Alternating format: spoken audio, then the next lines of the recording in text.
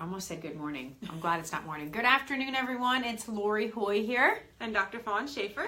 And we are coming to you on Wellness Wednesday once again. Yeah. We have a very important topic to talk about. Yeah. One that is very prevalent, and I hear it every single day in my office. Oh, do your clients just come in and go, I just have all these aches and pains, and I'm just going to live with them forever? Yeah, they do. They say, it's just my normal pain. I always have pain. I have arthritis. So there's nothing you can do about that.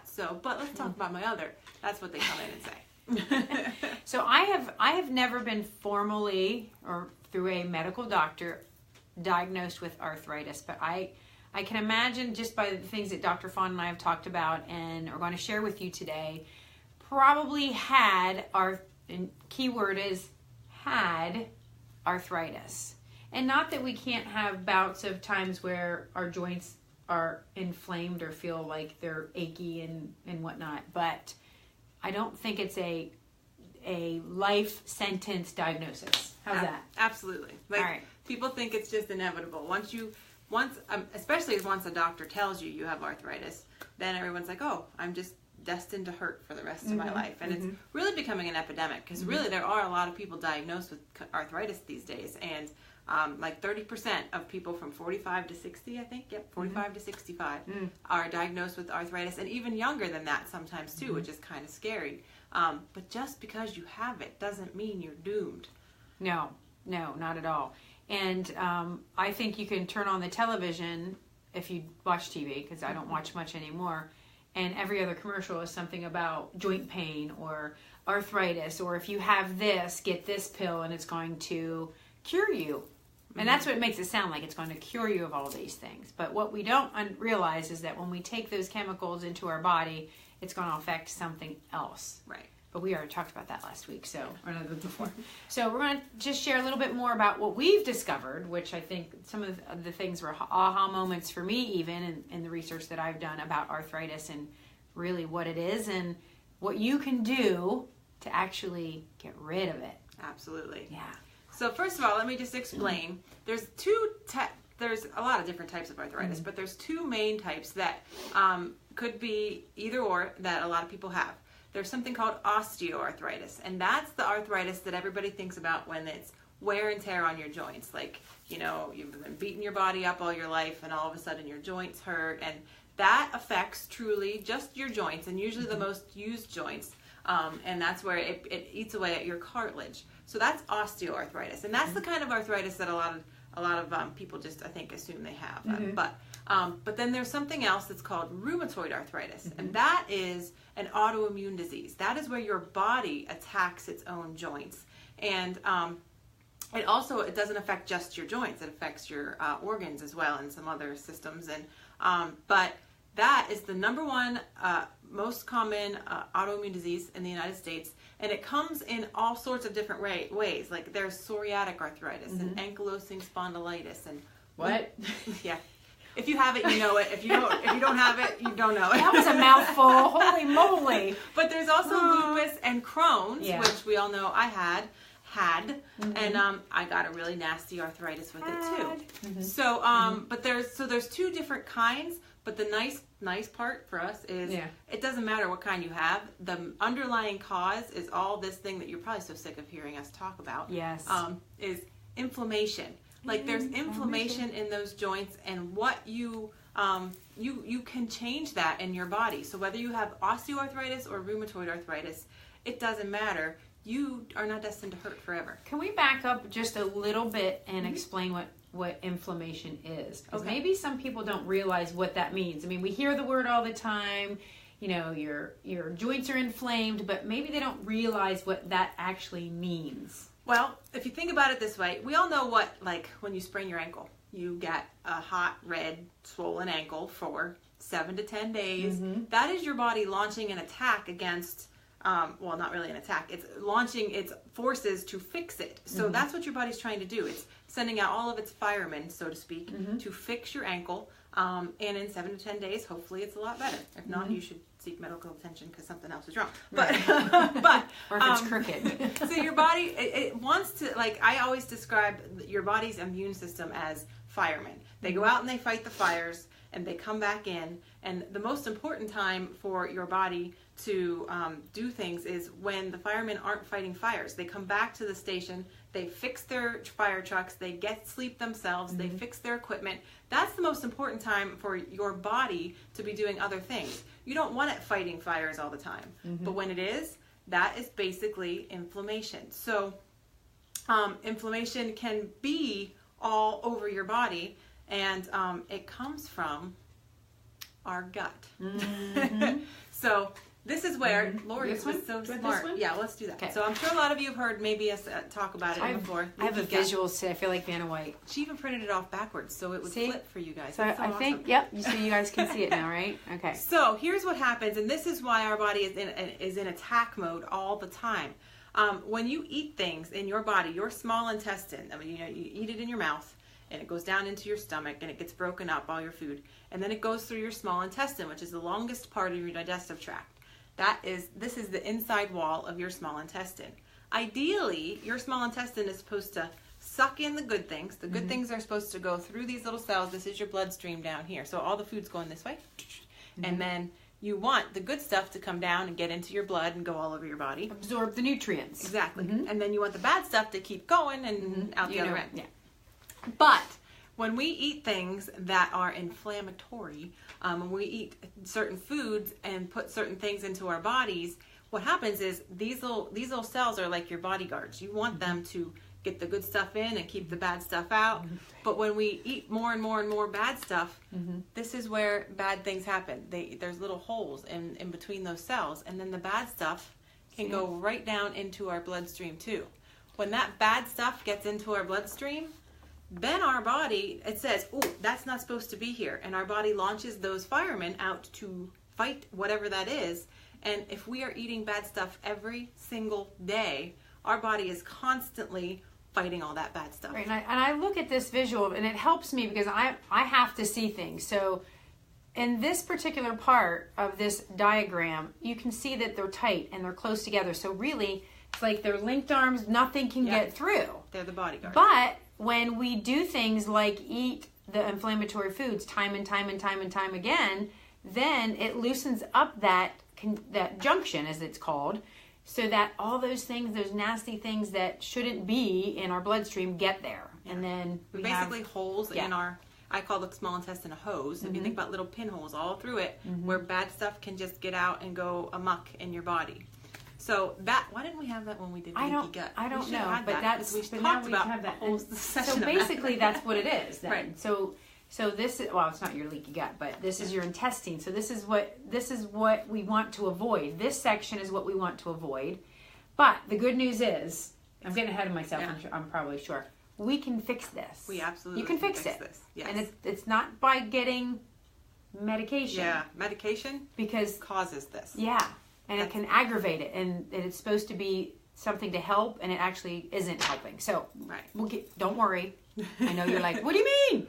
We'll get there. Okay. But yeah, so long story short, inflammation comes in our body in all sorts of. That's how it gets in. That's where it comes from, and most of it is from our diet and our food that we eat, but other things too. But that's where the underlying cause of all types of inflammation in your body come from. So when your body's just constantly fighting all that stuff in our blood that shouldn't be there, and it doesn't have time to take care of itself otherwise, and then that's where all sorts of chronic diseases come from. But we're talking about arthritis today. Just one of them. We are. I know. But as you've noticed, there's a theme with a lot of things that we've talked about. Maybe not in the beginning of our first few episodes because we were talking about different injuries and cares like that, but it can all tie into that as well. Absolutely. You're less likely to get injured if you're taking care of your body by eating healthy, sleeping well, and hydrating your body. So all those things, it's just kind of, I know you're going to get sick of hearing us, but we're going to keep saying it. Anyway. All right. So I just want to clarify one more thing too, because so you're going to say, well, I went to the doctor. I saw the x-ray. They showed me arthritis. Listen, I can take 2 people and take x-rays of them. I can have one person that's crippled and debilitated and not able to move and find no arthritis on them. And I can also find somebody that can run a marathon and take an x-ray and find arthritis because you can see it in the bones. I can find it on their x-ray. Just because you have it doesn't mean you're automatically in pain. So when somebody hurts and they'll say, I went to my medical doctor and they told me I have arthritis, so that's why I hurt. And then they just give up. I feel like that's their end all be all. Popping arthritis, the Tylenol with, I don't even think there's an arthritis. Yeah, there's Tylenol arthritis. Whatever. So some of the things, and so, well, let's just talk about that medication stuff first, because this is the biggest thing that bothers me. So everybody thinks, I just take an Aleve every morning and it gets me through. My knee pain doesn't hurt or whatever. Or I just take a Tylenol. So there's two kinds of painkillers. There's anti-inflammatories, non-steroidal anti-inflammatories. They're NSAIDs that you've seen. That's Aleve and Advil. And then there's just painkillers like Tylenol. Those things not only continue to degrade your gut the way we just talked about, but if you start taking that every single day, it breaks down your kidneys and your liver as well. Do you know that Tylenol, acetaminophen, is the #1 cause of acute liver failure in the United States? Didn't know that. Yeah, and people just think it's like, because they can buy it at the store, they think it's safe. They just take it every single day. It's and still a drug. Yeah, and all that does is cover up your pain. It doesn't do anything to. Yes, the anti-inflammatories do a little bit to decrease the inflammation for like a second while the pill's in you, and then you need more pills because it comes back after it wears off. So that's the over-the-counter stuff. Let's not even. I'll talk for a second about the prescription stuff. Oh my gosh, that stuff is so nasty. It's not even funny. Constipation. And I will say, what do I read? 2018. So 4 years ago. Oh my gosh, it's been 4 years already since my shoulder surgery. And for anybody that knows me, that's followed me for a while, you know my story. And for those of you that don't, I will share my whole story, but not today. But one of the things that I had to take once I had my shoulder worked on was, I didn't have to, but was prescribed, was a pain medication. And then he was giving me something for upset stomach, because the pain medication could cause the upset stomach. It's like he was compounding, okay, I'm going to give you this to cover this, and then I got to give you this to cover that, and then I got to give you this to cover those two. So there was really nothing there that was helping the situation. Yes, it was eliminating pain, but then it was causing other issues, other things like constipation. Now, I'm sure everybody out there that's watching has experienced at least once in their lifetime constipation. It's not fun. And I never have really been able to tolerate medication very well. So painkillers for me, I took it for a day and a half and I was like, okay, I can't do this anymore. Because it made me, and this was before my whole journey started. So it made me just feel horrible. And so I just stopped taking it and started taking like Tylenol, which when I needed it. And it really wasn't when I needed it. If I would have known what I know now, I wouldn't have probably taken any pain medication. Right. Same thing. It just was really, really an interesting thing to look back on now and realize, this was really crazy. And then there was a mix-up with medication. Whole other story. Whole other life. Well, and she's talking just about regular pain medication. Yeah. But then there's also, if you have true rheumatoid arthritis, then there's all sorts of autoimmune disease medications like Humira and Remicade, and those were my choices when I first had Crohn's. Turn on TV and you hear it. You couldn't pay me to take those things. So here's the thing I think you guys will all appreciate now that we're talking about this is, remember Glenn Fry, who died? He's the Eagles. Yeah. He died because of complications from his rheumatoid arthritis medication. He was only 67 years old.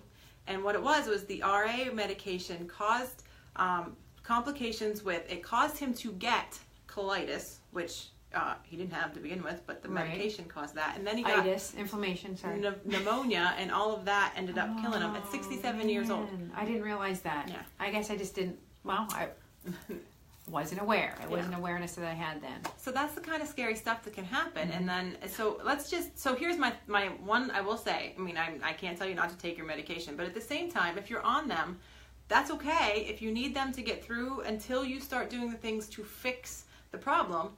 And then you'll probably notice you can talk to your doctor and maybe wean off the things that you're on that aren't over the counter. But either way, if you do these things that we're going to talk about now, because now we're going to tell you the good news of how you can fix this problem. And it all starts with fixing your gut. Once you fix your gut, you can fix the rest of the problems in your body. And so then you might find, hey, I don't need the meds because I'm actually not in as much pain.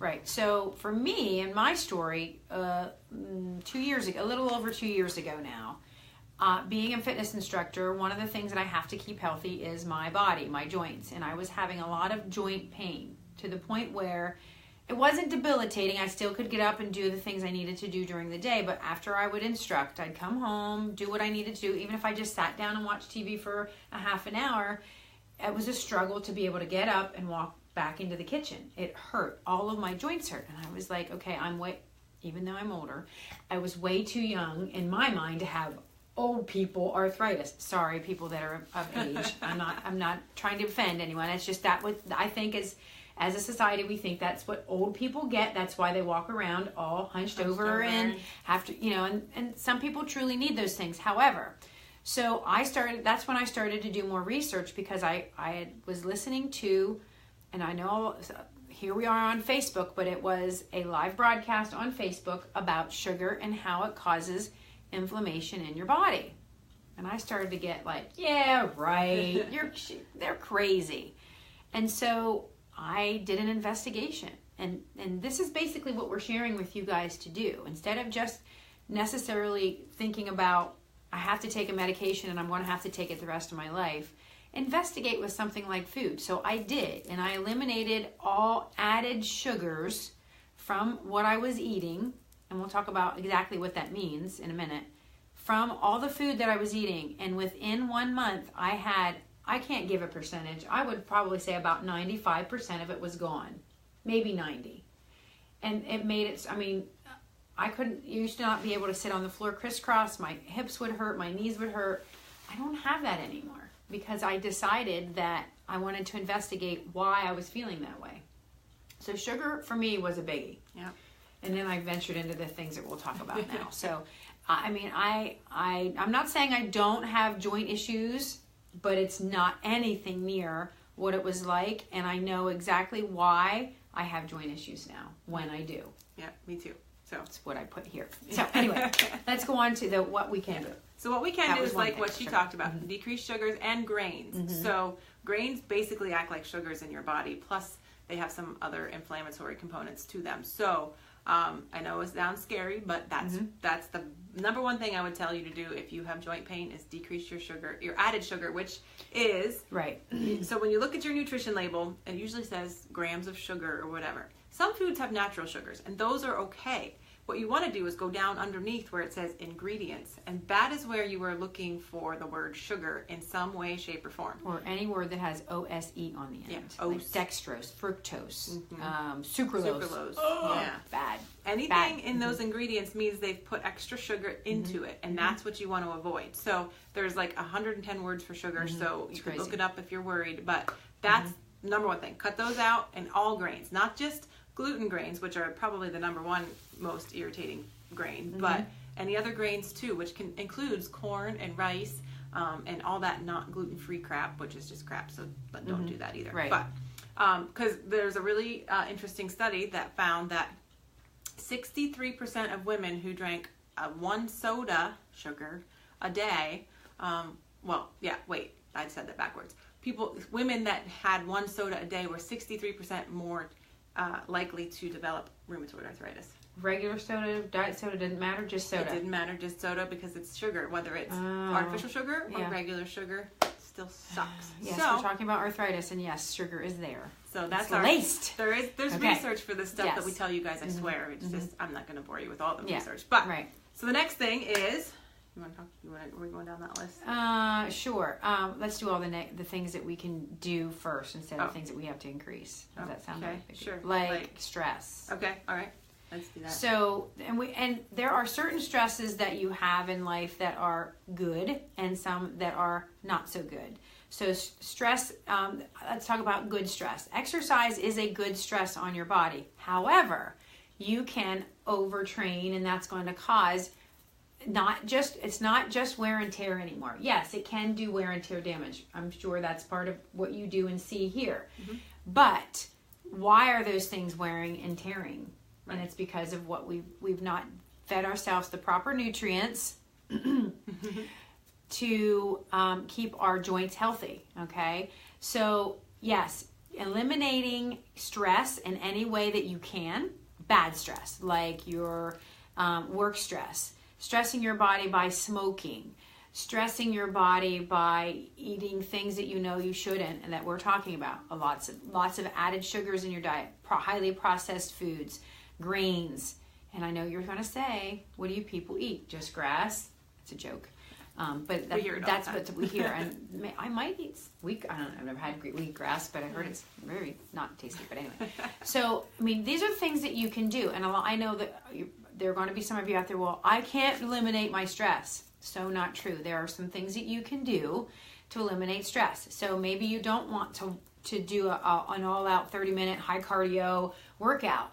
You can go for a walk. And walking is one of the best forms of exercise to help you relieve stress, at least in my mind. Absolutely. And I used to walk, when I was under quite a bit of stress in my life, I would put my earbuds in and I would walk until hours. I would just walk for hours if I had the time. And then I did.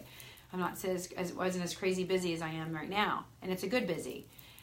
So any way that you can relieve any of that kind of stress that, it's different. You can feel it. Your whole body is affected by that stress. Yeah.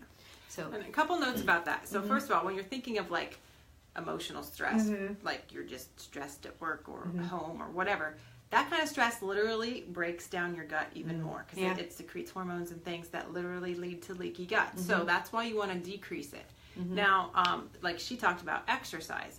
So for the first thing everybody complains about when I say maybe you should start some exercise is, oh my gosh, no, I hurt too bad. Yeah. Listen, that was my excuse for the longest time is when I was going on my journey and I had fixed my gut because Crohn's disease, makes you have gut issues that everybody knows about, but not a lot of people know about the joint pain. I had such severe knee and ankle pain, I could barely walk. So I was like, how the heck am I going to exercise if I can't walk? And you could probably do your job too. Right, because, exactly. I could barely her body. throw my people around on the table. Right. But I met Lori and I started with a crazy exercise week for some reason. I don't know why. But when I did, I found out, yes, it took some getting used to. But now I don't hurt, and I'm pretty sure that's why. Like, I actually move. So moving your joints, and it doesn't have to be something crazy like she talked me into that first week. It could be just the walk. If you just can go for a 10-minute walk and get through that pain, you might get sore at the beginning because you're not used to it. But if you tough it out and do it for a little while and be consistent with it, just keep building on a little bit more time each day. That will help you get rid of some of your joint pain, as crazy as it sounds. So that was the exercise talk. And weightlifting too. And it doesn't necessarily have to be like I used to be a cardio queen. I mean, like that's what I thought. I thought that you had to do cardio 5 and 6 days a week to keep yourself healthy. And there's a lot of research out there now that no, you don't have to do that. And I mean, there's still people that like to do cardio. I'm not bashing cardio. I'm just saying you don't have to spend 4 and 5 hours a day like some people think doing cardio to keep yourself healthy and your joints healthy. Weight training is another really great way to keep your joints healthy. And it sounds funny. It sounds counterintuitive because you're lifting heavy weights and that puts stress on your joints. Yes, you're right. But you're building up the muscles around the joints to give them more support. Did I say that right? You did. You did good. Oh, see, I learned some things from her stress. too. All right. See? So what else? Okay. All right. So now we'll tell you what we do eat. Yes. How about that? Yes. Every day. Go ahead. So today, here's what I had to eat for lunch. I had a rotisserie baked chicken that I made at home. Not from the grocery store that they do because I don't know what they put in it. So I make my own. I have all the ingredients of the rub that they put on and I bake it and it's so good. It tastes good. And if you get the right kind of chicken or right kind of meat, you can eat the skin or the fat of it. And I know what you're saying, but fat makes you fat. We've already covered that. Fat does not make you fat. Right. What makes you fat or gain fat cells? Okay. All those things. I had an avocado, half an avocado today. I shared it. Someone at work wanted one, so I was sharing my avocado, which is a healthy fat, a healthy dietary fat. And that's the other thing we need to, I know there's a movement to change the way we talk about healthy fats and say that they're lipids instead, because people, when they think fat, they think, right. Yeah. I had sweet potatoes, which I only had probably 3/4 cup. Not a lot, but enough that it's a healthy carb to have. And sweet potato. No, not sweet potato. I already said that. Avocado, sweet potato, chicken.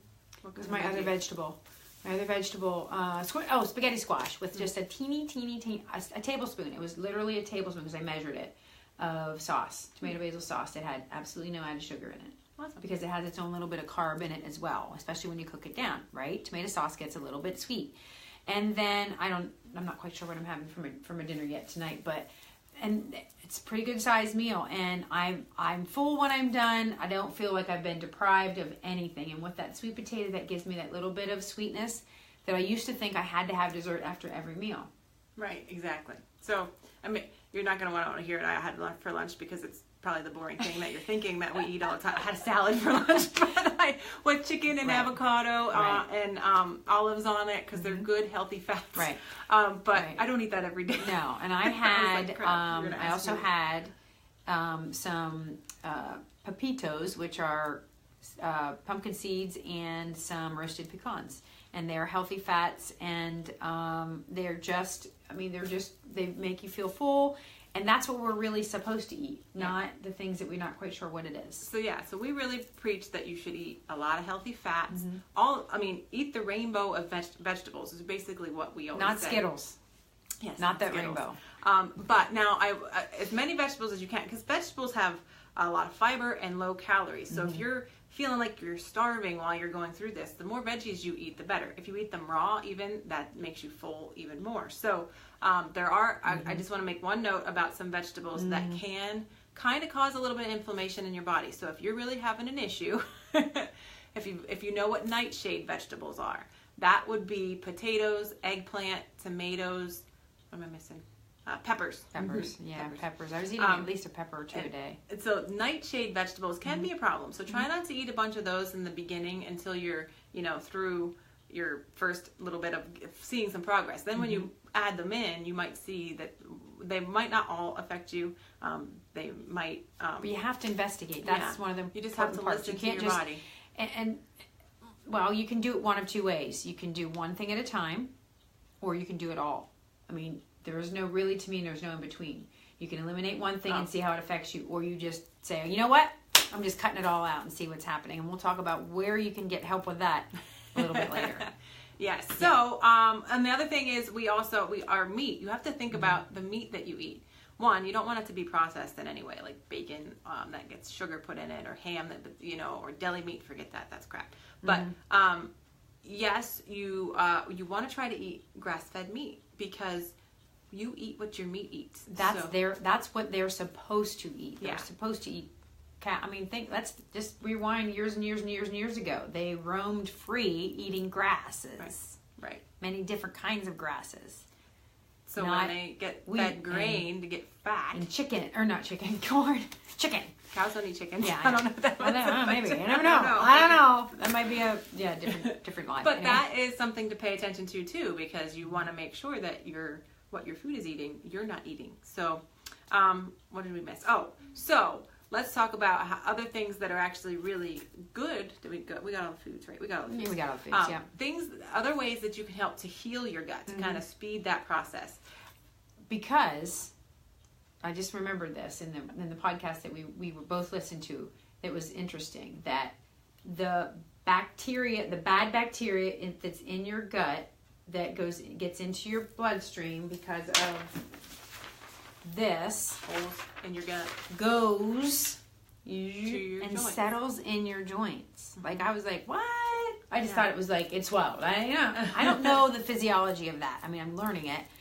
But when I heard that, I'm like, well, that makes a lot more sense now. Even the doctor that I was listening to, he was like kind of amazed by that whole part of it. So that bad bacteria Okay, we know what bad bacteria can do, or if you have you get any illness, it settles in your joints. And I'm like, that light bulb went on. Yeah, and so think of it in your gut. You've got this constant battle going on. You've got good bacteria. You've got so many bacteria in your gut. You've got more bacteria cells in your gut than you have cells in your body. So, but you have to feed the good ones and kind of kill the bad ones. So the bad ones eat sugar and grains, and you don't want those to proliferate. There we go. You got it.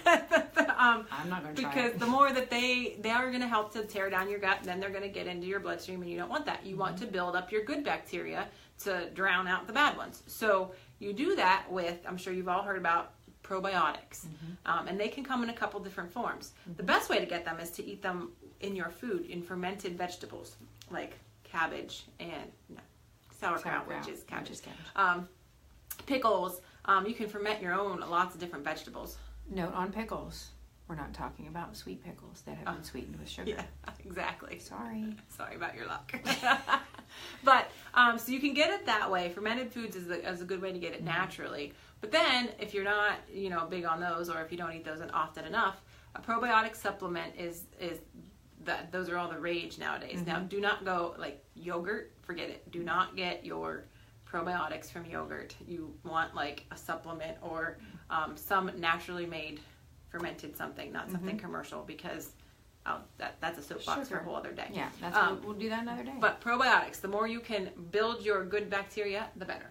Okay. And we missed vitamin D. Well, in vitamin D, they found that vitamin D, it sucks in this area of the world because we don't get enough sunlight. So a lot of people in this area, their RA symptoms and their OA symptoms get increased in the winter because we don't get as much sunlight and then our vitamin D levels fall.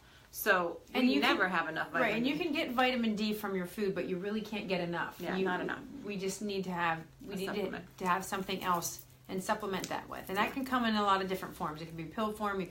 There are certain superfood shakes that are out in the market that have that added into it, and a good source of vitamin D to help with all of those things. So you just have to do a little bit of research. Yeah. So that's one thing that I noticed when I started increasing my vitamin D. A lot of my joint pain also went away. So that's just a simple supplement to take.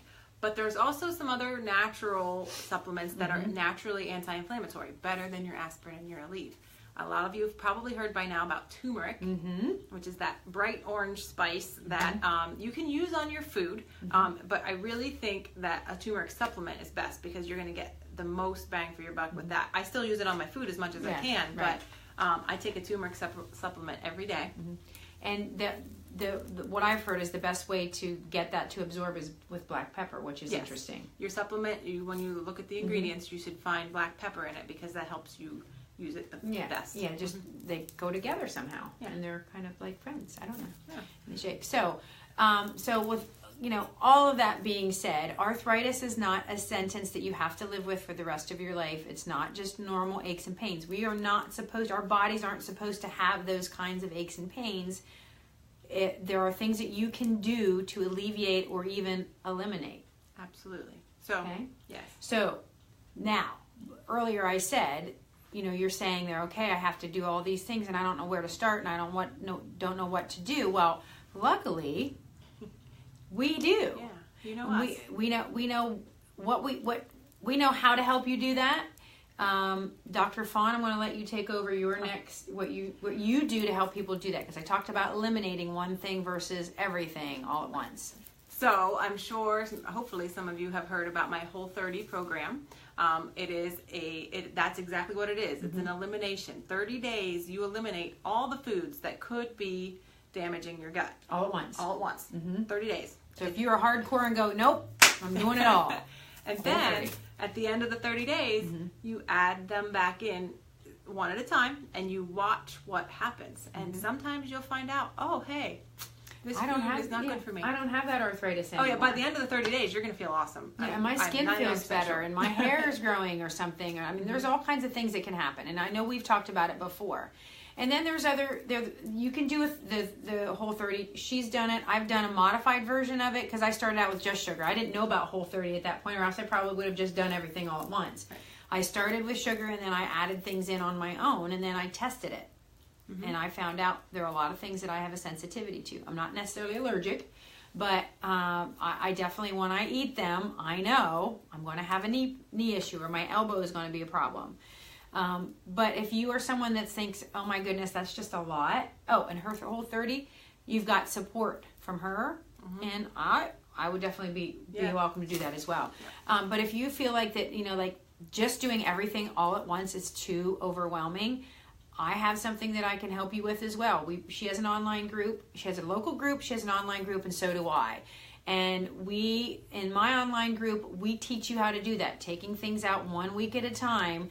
I always start everybody with sugar because that's the one that's the most prevalent in everything that we eat. I mean, they don't necessarily, well, I bet you they do probably put gluten in a lot of different things. I just didn't really think about that. Yeah.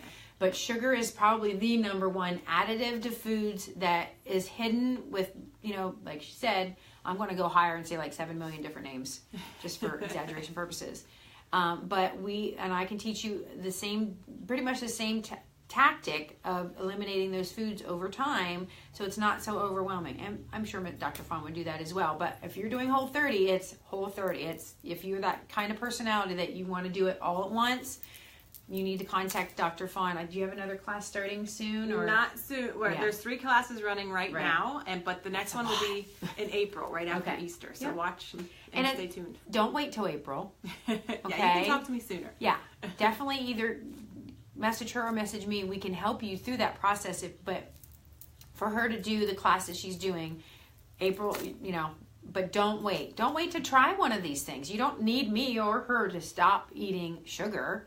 You just have to try it. But if you want support, if you want accountability in your nutrition, then you need to contact us because we can help you do that. Yep. All right. Well, hopefully you've learned something that we've given you some value today. If you know of anybody out there, and I on my Instagram story today, I said, if you know somebody that has arthritis, if you've heard of anybody that's had arthritis, if you have arthritis, because we all have heard of it, if you've seen anybody, please share this video because there's going to be at least one person out there that it might be beneficial to them and that we give them some hope that it's not a death. No, I don't want to say death sentence, but that's what not a life sentence of pain. Right. All right. Absolutely. All right. Thank you, Dr. Fawn. Again, that was a great show. Yeah, great show, episode, whatever. Thanks, everybody. All right. Have a great day, guys. And if you have any ideas for any future episodes, we love to hear them. Absolutely. Have a great night. See ya. Bye.